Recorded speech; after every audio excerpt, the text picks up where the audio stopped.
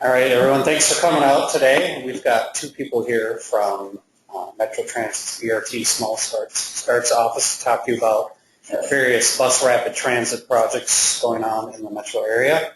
We've got Katie Roth and Christina Morrison. And just a quick intro about Katie Roth. She manages the arterial BRT program in the new BRT Small Starts project office.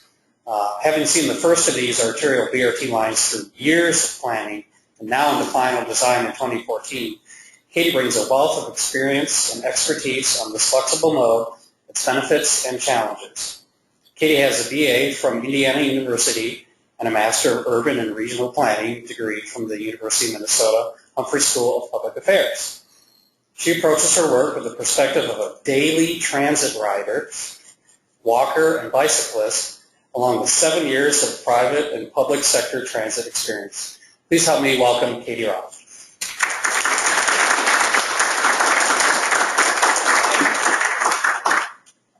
Good afternoon.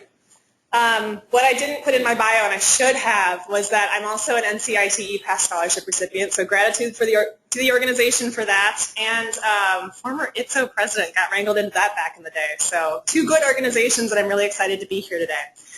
So my presentation today is going to focus on what Metro Transit is doing with arterial bus rapid transit in the Twin Cities, focusing on how we got here, why these are the types of improvements we're focused on making, what those improvements are, so the scope of the projects that we're undertaking, and then where we're going from here, what that program implementation looks like. So you're probably, if you've dealt with BRT at all, if you came to this presentation today thinking that we were going to talk about dedicated guideways, surprise for you, we are not. A lot of people think that in order to have true bus rapid transit, you need to have a dedicated guideway. And Metro Transit, the Met Council, these are some of our fun little Twitter comments that we get, underscoring that a lot of people think that you need dedicated guideway in order to build a successful transit system.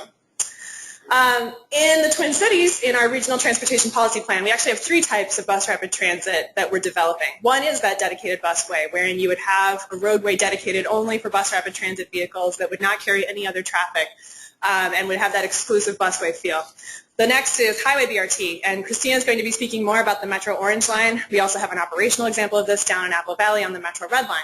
And the third type of BRT is arterial bus rapid transit, wherein transit vehicles are operating in mixed traffic, but we're providing the rest of the benefits of bus rapid transit for that experience.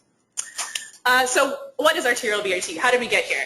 We really started off, instead of saying we want that guideway, we started off by saying what's the problem? What is the challenge out there today in our transit system? How do we need to fix it? What are then the tools that we need in order to solve that problem? And now we're getting to the point of defending that solution, implementing it, and overcoming challenges in order to get to a successful system. So where are we talking about arterial BRT? A lot of places in the metro. Excuse me. We have 12 corridors that are planned for arterial bus rapid transit, shown in gold here. And if you're familiar with our bus system today, this really is very similar to our high-frequency network. It's our really core urban network, runs 2-directional all day, every day, big span of service. We carry 90,000 daily rides on these 12 bus routes today, which is about 1/3 of Metro Transit's ridership. So this is huge. These are, this is 3 Hiawatha lines worth of ridership in this system here. It's also places where the region is looking to focus a lot of growth. So growing urban neighborhoods, people want to live in places where they can get around without a car. People want to invest in development in these areas as well. But there are speed and reliability challenges and capacity challenges with the existing network there today. So we see there's a lot of growth potential, but also want to address the hindrances to getting those people onto transit on this system. So what's the problem? Here on the left side of the screen, that hand model is Christina Morrison, who's going to be up here next. But what we did to understand this challenge is go out and ride our bus routes a lot. And we've got a lot of data that we collect on a regular basis, but we supplemented that with riding with stopwatches to see how often the bus is stopped to pick up people, how often the bus is stopped in traffic, how often the bus is stopped at a red light. So what we learned is shown on the right here, which is that on these core urban routes, our buses are moving less than half the time during those peak periods during a lot of the day. So that means that for every dollar we're investing in the driver to be running that service, we're losing 50 cents to just being stopped. And a lot of that is of our own making. It's of the service design, of the stop location, and a lot of it we can work through with some modifications to signals. So we're really focused with arterial BRT on attacking the red and the yellow, the red light and the boarding delays. the top of the screen, the traffic delays, what we find is that on these corridors, the challenge is not one of congestion. So we're not seeing that our buses are stopped because there are cars in front of them. Our buses are stopped because we're stopping to pick up people, and then we're stopping at red lights. And a lot of times we do both, and not in a very efficient way. The other big problem is that as a region we have about 13,000 bus stops, which is a whole lot, and most of them don't have adequate facilities. And when you have 13,000, you're not really able to provide a lot of those facilities in a cost-effective way. So our facilities that are out there on these high service, high frequency corridors, they really don't communicate the level of service that's out there. So here's a bus stop, which is one of my top 10 favorites in our system, at Snelling University right by Midway Books. This is a custom shelter that is so narrow, it really doesn't shelter a person, much less provide adequate space for people to walk on by. So this is a huge problem for us, it's a huge problem for the community, because we don't have spaces for transit that reflect the number of people using it, and therefore we're getting in the pedestrian way as well. Not to mention the fact that we live in this climate where we need additional space to store this thing called snow. And oftentimes, you're looking at, there's a picture from Ford Parkway, and I want to say that in this location we carry about a quarter of the person throughput along Ford Parkway, but this to me doesn't reflect 1 in 4 people using that area to get on the bus. So we have a big challenge in terms of how we allocate our roadway space reflective with the number of people that are using transit. And here's another classic example of a place where we want to be putting these things out there in a lot of cases. When resources exist, we want to be deploying them. But when your site looks like this at Penn and Golden Valley Road, there's not a large opportunity to put a shelter out there for anybody without either taking some right-of-way, which is costly and disruptive to the community, or bumping out the curb. So, getting into what arterial BRT is. We've talked about those problems. It's the space, it's the speed of the service, it's the reliability, it's all those things that plague our urban bus system. One of the big tools that we'll be using to improve the speed and the facilities of these services is bump outs. So instead of going in behind the private property line, we're looking out toward the street and taking what is in most cases a parking lane, reallocating that space for transit use. So the bump out allows space for a clear zone in front of the curb. So instead of pulling up to the side of the bus stop and having that shelter right there, so when you get out the back door, you're kind of walking into the glass. You'll have 6 feet so that people can get on and off of any door of that bus, and then we can also get a bobcat through to clear snow away year-round. Behind that, we'd have space for amenities, so a shelter, number 1, that has heat and light and security cameras and an emergency call box and features that make transit a dignified experience. And then behind that, shown in blue, we'd have unobstructed sidewalks. So people would still be able to get through and wouldn't see that transit area blocking that pedestrian throughway. The other piece here is that you'll notice the bus stops in the travel lane. So whereas most of our bus stops are set up today where we pull off to the side of the road, stop, and then have to merge back into traffic, what we're doing here is pulling that curb out to the bus so that the bus stops in the travel lane, carries on its way. In order to do that, we need to substantially reduce the amount of time our buses are stopped for. So instead of people lining up at the front door, paying with nickels and dimes, causing that big blockage and bottleneck in terms of fare payment, we take all of that off the bus. We have ticket vending machines on the sidewalk. We have the fare validators like you have on the rail platforms. So by the time the bus is pulled up, everyone either has a ticket in hand or has a validated go-to card and is able to get onto any door of the bus. What we see then is that we'll be able to make our dwell time substantially shorter. So having that bus stopped in the travel lane for only a matter of seconds instead of upwards of a minute like sometimes it is today. It's coupled with some onboard fare enforcement from our Metro Transit Police, much like we have on light rail. So in addition to being able to check for fares efficiently, we're adding that, providing a security presence along these routes. Another piece of the equation is changing the vertical geometry of these bus stops. So I don't have to explain to a room of engineers, but I like to do this with a lot of other audiences, a little exercise in curbs and curb heights. So 6-inch standard curbs, where most of our curbs are today, you can see the step-in height. The average bus floor is about 13, 14 inches, so you've got a step-in vertical height, as well as when the bus has to pull out of that traffic, you usually don't get totally aligned with the curb. So you end up with a little substantial step into the bus. At the top, you can see 14-inch level boarding. So that particular bus floor right there, or excuse me, particular platform height is engineered to match the level of the bus so that you're able to have that roll-in, roll-off boarding. This does require a lot of ramping up distance, both longitudinally and back toward the property, and vehicles have to slow down to get into that station. So that's something we weren't really going to look for in these urban contexts either. So for arterial BRT, we're going for 9-inch raised curbs, and what this does is really help decrease that step-in height, coupled with the bump out, which brings to the which brings the curb out to the bus and decreases the lateral distance to get in. We're decreasing that stepping height where if you have a stroller, a walker, a cane, and ordinarily you need the bus ramp to deploy, typically speaking, people won't need to do that anymore. So it's making it a lot more accessible for kind of that in-between population. Folks with wheelchairs will still need that ramp to deploy, but that's a smaller subset of the people who need it today. What else do we have? We have high amenity stations, and this is a fantastic 3D animation put together by Kimberly Horn. I do not have the animation with me today due to some kind of technical challenges. But what you can see here is that these are substantial stations that are much more enclosed from the floor to the ceiling than our current bus shelters are today. There'd be mounted heat, as I mentioned, better lighting, security cameras, and then importantly on the left side of the screen, we'd have station markers at each and every one of these stations. So since we're asking people to walk a little bit further to get to these stations than you would to your bus stop, we're able to see that from a far distance. It's about 13 feet tall.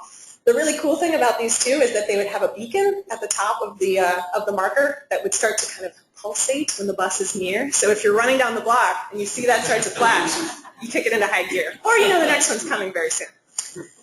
So the other piece that's mounted on that tall sign is a real-time information sign. So it's basically a TV screen that pulls up a web page from metrotransit.org telling you when the bus is going to be there. That's really critical information. We don't have a lot of that out there right now. And you know, having that real-time information gives people that assurance that the bus will be there. It takes a lot of the anxiety out of the wait. We'd also have better printed information inside these stations as well. And you can see the ticket vending machines where the gentleman is kind of crouching anxiously right there, as well as the fare validator. So what we have with these stations is the ability to make them larger or smaller also based on what site is available and how much passenger demand is out there. So, you know, we've got a lot of different contexts that these corridors are going to be going through. So in some cases, the small is just all you need for the few people that will be waiting there at a time. But at places like Snelling and University, you'd want a much larger shelter so you can provide protection for really big crowds of people every time of the day. So where are we deploying this? Where are we headed? Snelling and Ford Parkway, the A-line project, that's where we're on final design right now. So we are currently wrapping up some construction documents, getting those over to MnDOT by the early part of November, and then, we'll be letting the project in the spring. So this will go into construction next year, and everything will be wrapped up by the end of the year, and we'll hopefully be launching service late in 2015.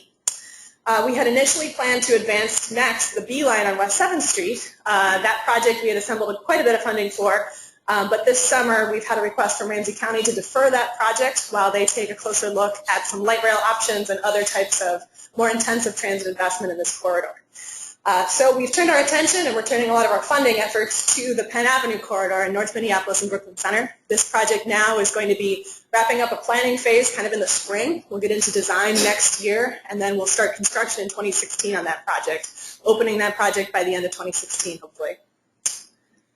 So that first line I mentioned, the A line is coming in 2015, roughly 10 miles long, 20 stations. This runs from Rosedale Transit Center down Snelling Avenue to the Ford Parkway Highland Village area, crosses the Mississippi River into Minneapolis on 46th Street, and then ends up at the 46th Street Metro Blue Line station.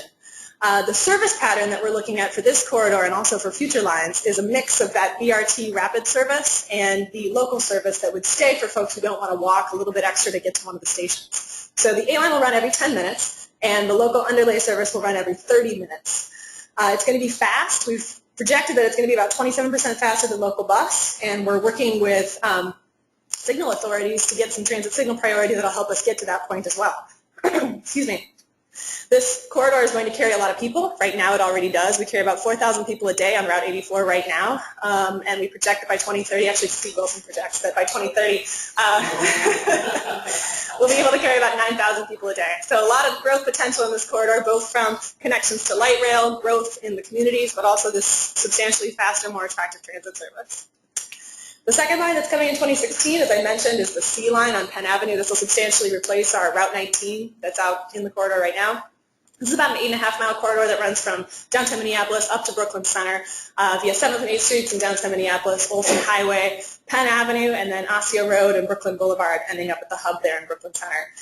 We have 21 stations in our concept plan, which we're taking out for community review this fall. I've actually got a couple public meetings tonight, so we are starting those conversations right now, and we'll carry that through to the spring. And on this project, we have seen a lot of growth in this corridor in the last couple of years as we've really invested in service, especially on the weekends. This is one of those corridors where you see almost as many people riding on Saturdays as you do during the week, which is kind of atypical for one of these corridors. So we see about 7,600 people riding today and project a lot of growth to happen with the Sea Line as well. So with that, I'd be happy to take any questions. Michael, I don't know if you'd like us to hold them until the end for both me and Christina. But I think now we've got questions. This is opportune time. Okay. So you're offering any questions or concerns, comments? What's the current speed of operation on the 84? Current speed of operation on the 84. I don't know that off the top of my head. I believe that it is in line with the majority of our urban local corridors, but I don't know that right now. On your curb heights, what's your maximum curb height you can have that's still deployed or ramps? I think that 9 or 10 inches is right around where that maximum is. We've done some field tests. Actually, we've deployed a 9-inch test curb down at 5th and Cedar, right by the vertical circulation tower on the Green Line, and done some bus tests there. And that certainly depends on the roadway profile heading up into that. But I think 9 inches we're right about there with all the fleet we have right now. And 10 inches gets to that point where it's kind of, you get a ramp that almost looks like this when you deploy it. So. Does the bus have to kneel to be able to deploy that, or can they deploy it without kneeling? The bus has to kneel a certain amount to deploy the ramp. It doesn't have to kneel all the way down. They're kind of in between steps. So, yes, combinations of both. Are you adding the bus stops on Marquette and 2nd Avenue downtown? I'm sorry? Are some of these buses touching downtown? These buses will be touching downtown Minneapolis. The Sea Line will run on 7th and 8th Streets. These arterial BRT projects are not going to run on Mark II, but Christina can speak to that as part of the Highway BRT project. Yeah, so a year ago you guys were looking at alternative naming concepts, arterial BRT in Germany. Yes, it is. Did you come up with something? We came up with a range of options, and ultimately what we also came up with was a strong line naming convention. And so as we launched the A-Line, we are not going to be having a universal system name for that one particular line. Certainly when we start adding lines to that, we're going to need to come up with something. But for the time being, strengthening that line naming convention is the approach we're taking. So start calling it the A-Line and stop calling it Snelling BRT. Any other questions? Yeah. What type of vehicles would you envision using or putting on the line? Would it be current vehicles or would you need to procure other different types? So we will be procuring brand new buses for this service. The A-Line vehicle is actually shown right here. So it's going to be a 40-foot bus manufactured by Gillig, who is the manufacturer of most of our buses that are 40 feet today. It'll be different in a number of ways. Actually, what's shown here is not quite accurate. We're going to have much wider doors on the bus. And then a different interior configuration. So there's going to be more open space, a couple fewer seats, and more opportunity for people to get on and off quickly. On the Sea Line, the reason we're using our bus size to kind of help with the amount of frequency we're adding to make the right amount of capacity out there. And on the A-Line, we don't need to add bigger buses to get capacity. We've got enough with the 40-foot. On the Sea Line, in order to get more capacity, we definitely need to go with bigger buses. So we're going to be having these 60-foot articulated buses. And these are different than anything in our current fleet because they would have, again, wider doors, a third door, and a different internal configuration. I had, I guess, a quick question. Maybe not a quick question. With all these, beyond the Sea Line, I guess, and looking at the small starts criteria, I guess, do you have a sense of sort of how much competition you have and how competitive these future projects will be? Or even now, like how competitive is, say, the Sea Line versus Baltimore or Pittsburgh? Sure. So that is a good question. I didn't get into that much in this presentation, but the way we're funding these corridors is something that needs to certainly be addressed in order to build out the program. So the A-Line is largely funded by the state. That's our largest contributor source here. We also have a couple of one-time grants. We're not a small starts project for the A-Line, nor will the Sea Line be a small starts project. These are eligible for that funding source. I think they would compete very favorably. However, we also recognize that there are a lot of regional commitments to the new starts and small starts funding source such that this maybe wouldn't be the best ask for our region. So as we look to fund the future projects, we're definitely looking for, again, that one-time money, scrounging wherever we can. I spend a lot of my time writing grant applications, so does Anna. But, looking toward the future, a more sustainable, dedicated funding source, likely from a sales tax increase, would be the biggest way that these lines will get built out. All right, so Katie, then.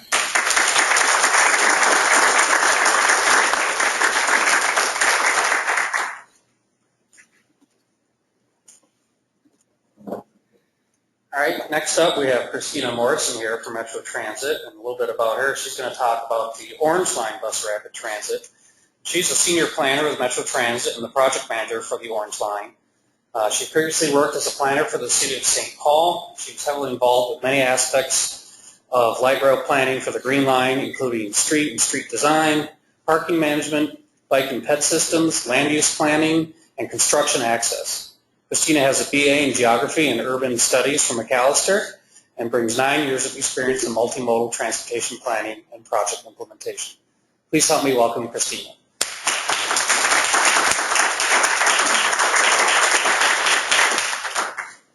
All right. Well, I'm going to switch up here, see if I can still move this forward. So thanks for having us today. I'm going to talk specifically about the Metro Orange Line project, which is a highway BRT project that is in development. It runs along I-35W, so between downtown Minneapolis and Burnsville Transit Station. This is our busiest commuter corridor. It's a corridor that has a long history of transit service. It was the first express bus corridor in the region. And we have today about 26 bus routes that run on 35W with 14,000 riders. So we have a very established transit ridership. Mostly, however, those routes are going in the morning into downtown Minneapolis and coming out in the afternoon. There's not as much sort of bi-directional travel on transit or opportunity for that, and certainly not as much reverse commute opportunity. And that's where we think the Orange Line can really help kind of fill out this corridor and make it really an all-day frequent option for people. We also, I mentioned that there's a lot of established transit here. We actually have some stations of the Orange Line that are already open, which I claim when we drive past 46th Street, I say to myself, look, I built an Orange Line station. He's like, that doesn't count. Because we've, sort of one of the good stories about BRT is that you can build it incrementally. The bad news about BRT is that you can build it incrementally. So we've been building this line for 40 years without really implementing all the capital improvements in the service that it needs to be a really efficient, reliable project. And I mentioned some of these things we're building on improved access to jobs, not just in downtown Minneapolis, but also in South Minneapolis, in the 494 corridor, and in Burnsville, and really looking to catalyze development to bring transit to where people are going to destinations today, but also future kind of job and housing destinations. So, as I mentioned, this is a sort of a unique corridor in that, we would never build a light rail line by building one station in the middle and then another station on the end, and then, 5 years later come out and build a piece between them. And that's kind of what we've done with BRT, is that we've taken the opportunity as roadway and bridge projects happen to implement little pieces of the BRT improvements. And so we have all of these stations at different places in the sort of development process, all the way from Marquette and 2nd Avenue. The stations down there were built with the Urban Partnership Agreement they opened in 2010. And that's where we'll be running downtown. 46th Street was built as part of the Crosstown project. That's open. Burnsville Transit Station opened in 2004, but we're going to be doing some expansion in that area, and I'll talk about that. And everyone else is sort of in between. So our job, a lot of this is trying to figure out how to coordinate all of these remaining pieces, kind of sync them together as a capital project and move forward so that it can open and be sort of the full package by 2019, this year that we're looking at service. So Lake Street Station is kind of our centerpiece on the Orange Line. It is the existing stop. I put like a sad little photo in the left-hand corner.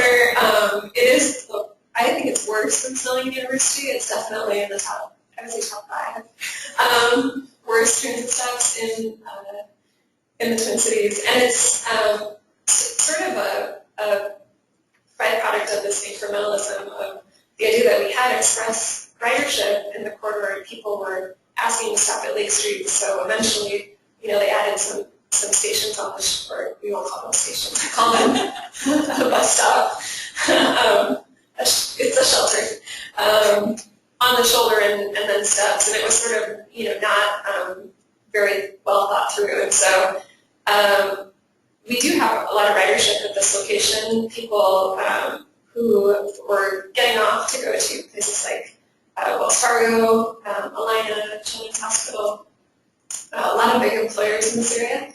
And then southbound, a lot of people who live in the city who are coming from, uptown or sort of the midtown area, coming to that location to get buses that are going south to suburban jobs. So a really important transfer point. We're actually moving the station in this location to the median, and that allows us to access the station directly from the managed lane that exists there today. So without sort of the merging of Lake Street Station. And we actually have, this is like, sometimes transit is really invisible because the facilities are underwhelming. But we actually have about 700 bus trips a day that pass through this area. And northbound, none of them stop anymore because they can't access that shoulder because of the congestion.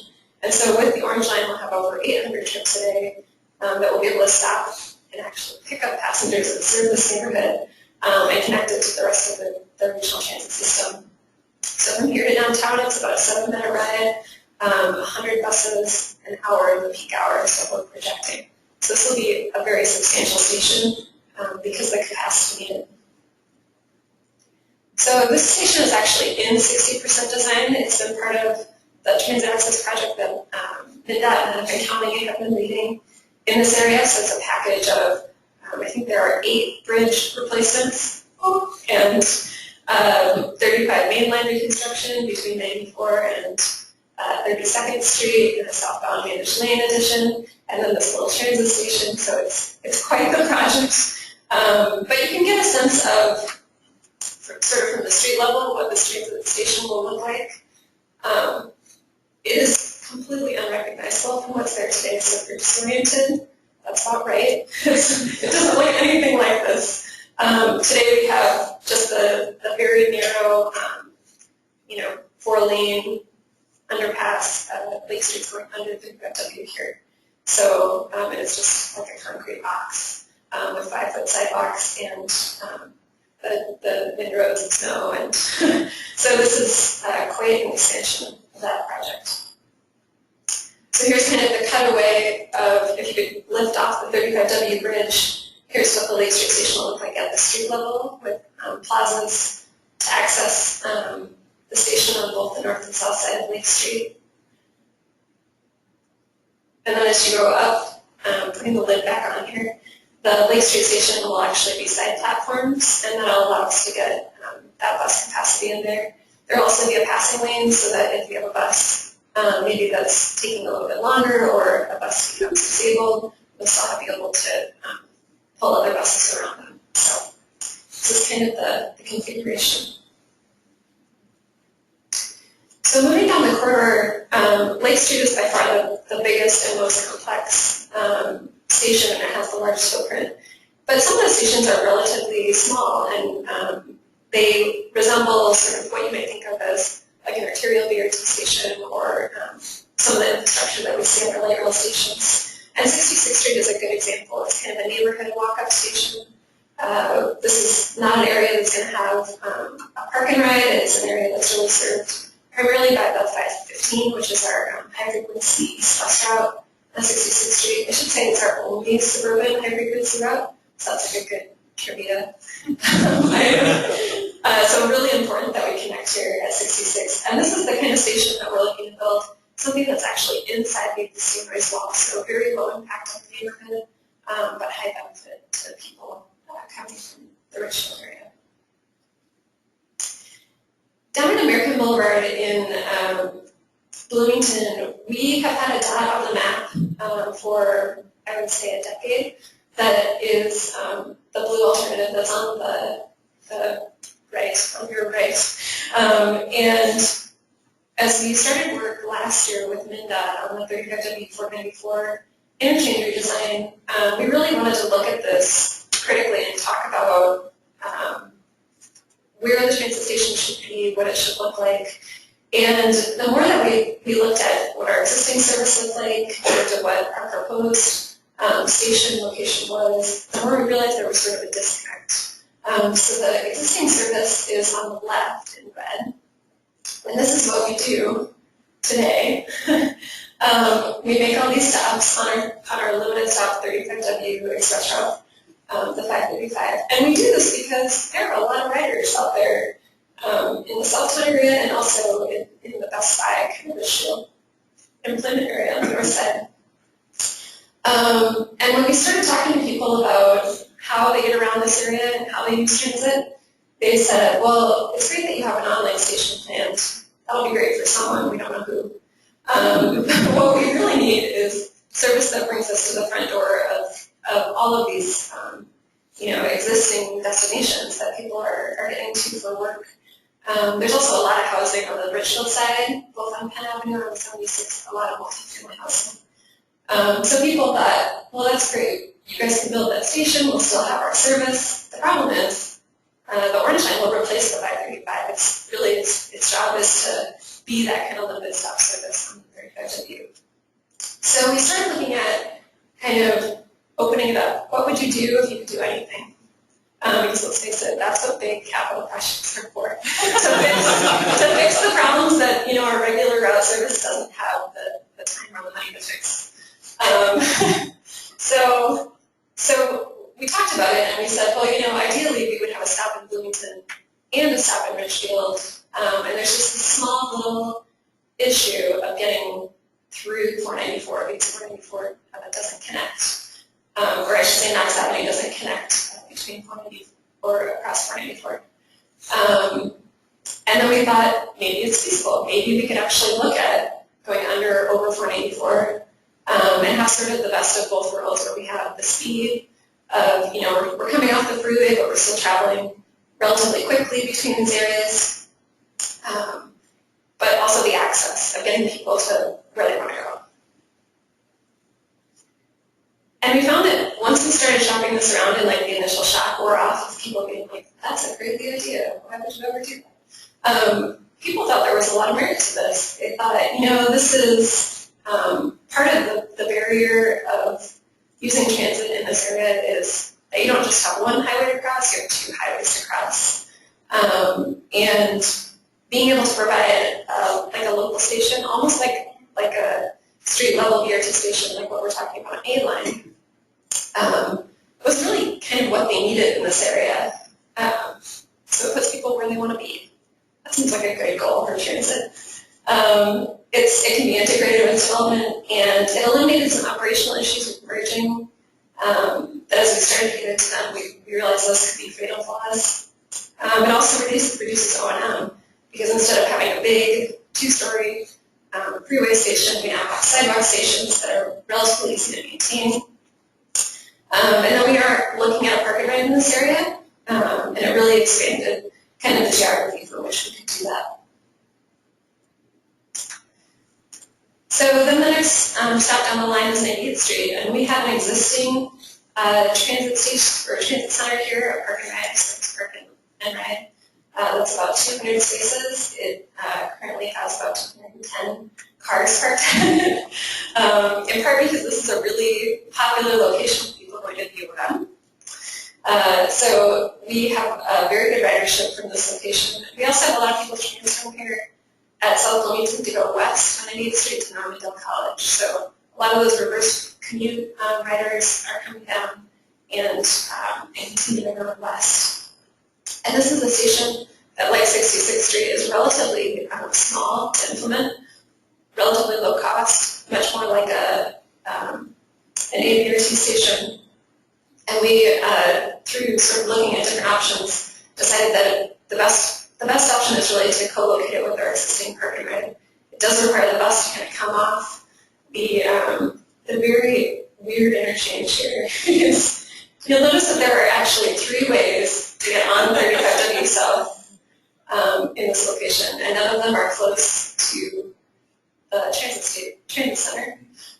This is an area where MnDOT has had a plan for a long time to do a full interchange, and actually the transit center was purchased with the intention of sort of land banking for that piece of the interchange. I think a lot of that has kind of been called into question, like, will this really ever be a full interchange? Is it a huge priority? Or should we focus on this as a future redevelopment site, a TOD site, perhaps?